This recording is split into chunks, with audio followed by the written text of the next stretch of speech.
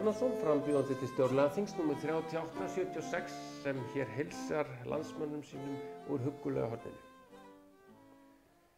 Hvort sem þessi þjóð ætlar sér að standa fyrir utan ESB eða ganga inn í bandalagið eitt alveg á hreinu. Við munum þurfa að byggja afkomu okkar í framtíðinni að verulegu leyti á okkar auðlindum. Og þegar talað auðlindir nærtækast að tala fiskimiðin. Því miður aðgangur að fiskimiðinum orðinn að söluvöru á markaðstorgi sem að mínum dómi hefur stór skaðað þessa þjóð. Það ömurlegt fyrir sjávarbyggðirnar að horfa á eftir atvinnuréttinum sigla í burtu. Við sjáum örfáa einstaklinga aukast verulega, við sjáum arðinn úr greininni dregin úr henni kerfisbundið og eftirsitja skuldirnar.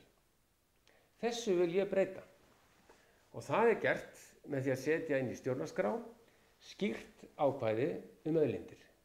Ákvæði sem kveður á það að auðlindir til lands og sjávar séu óvéfengjanlega og ævarandi í þjóðareign.